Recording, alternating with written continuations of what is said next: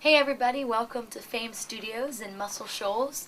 I'm down here for a big publishing meeting. This is the home of my publisher, Rick Hall Music, and really glad to be hanging out at the studio. Some amazing artists have performed and recorded here over the years. Shenandoah, Alabama, Percy Sledge, Aretha Franklin, Etta James, you name it. If they had an impact on music in the 70s, 80s, and through today, they probably worked here. Some of the other writers are James LeBlanc, Angela Hacker, Zach Hacker, Gary Nichols, Jamie Grooms. I'm proud to also be part of the team, so really glad that we could hang out here today and looking forward to showing you around. Well, look here, we have a guest. I'm sure you guys know Zach Hacker, the world famous Nashville star, runner-up with his sister, and he also writes for Fame. Got anything great to say to our friends here? Jamie rocks. I love her to death. She's awesome. Right now we're standing in Studio B. This is the studio that has Pro Tools.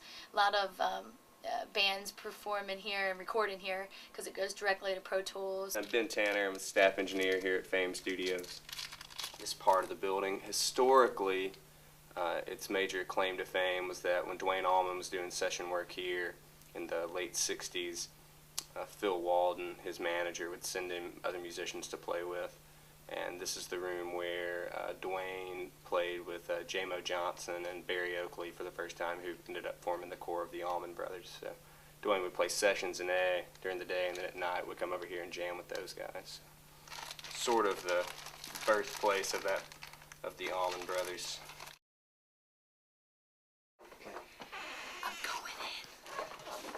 Look who I found.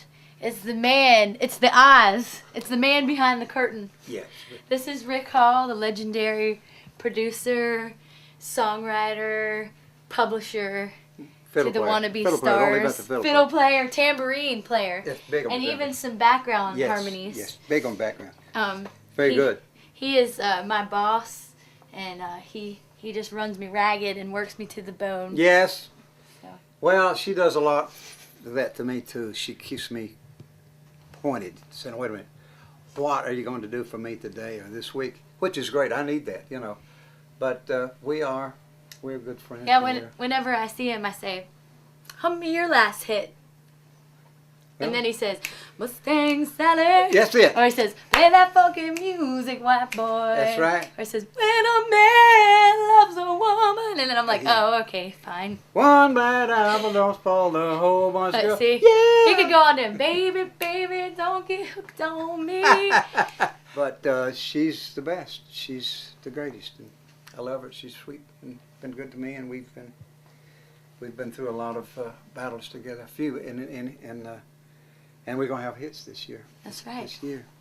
Give him a thumbs up. Thumbs up.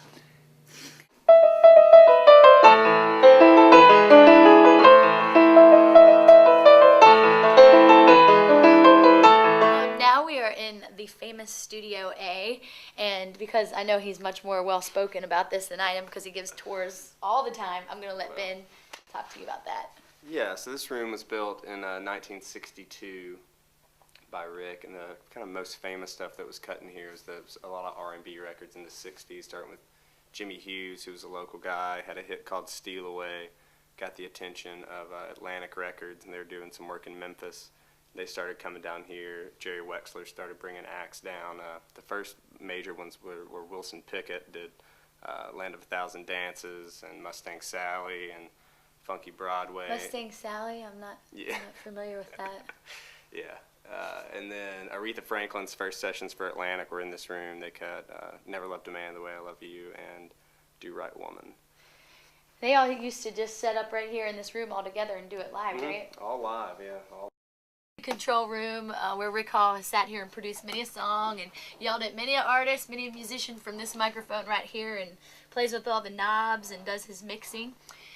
He has a lot of great catchphrases like That sounded flatter than a cow turd. Or that's perfect. Do it one more time. Or to the musicians, that sounds really good, just not in this song.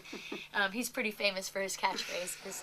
Everything in this room is recorded to analog. Tape machine is over there, and the analog is kind of what gives Muscle Shoals its signature sound, just a little grittier and a pretty specific sound for the era. This is Linda. This is Rick's wife. Hello. How long have you been married to Rick? 49 years. 1 more year. One more year.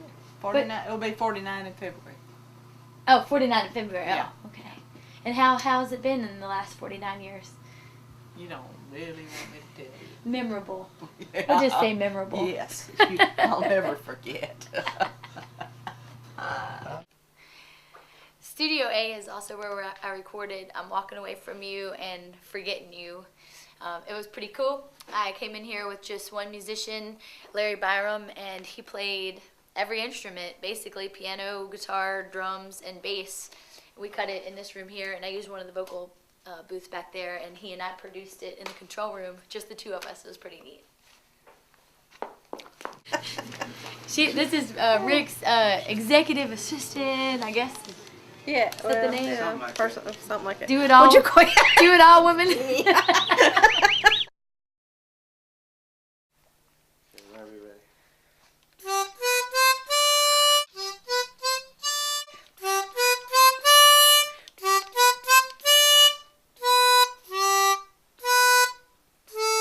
You're almost there, Jamie. Let's just do it one more time.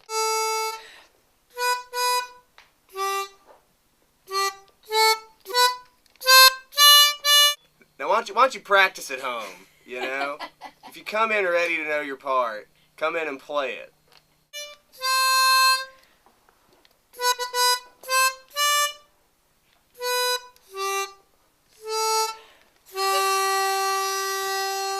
Can't work like this. And I'm back. This is Dallas. Hello. He is our song plugger here at Fame, and he works with other companies too, but we're number one. Oh yeah, I think we said earlier that you got me my first cut. Yes. On Amanda Lister, and he's right. gonna get me my next cut with like Ronnie Atkins and Carrie Underwood, and who was that other one? Taylor Swift. Taylor Swift. That's right. That's So, right. Are we on TV?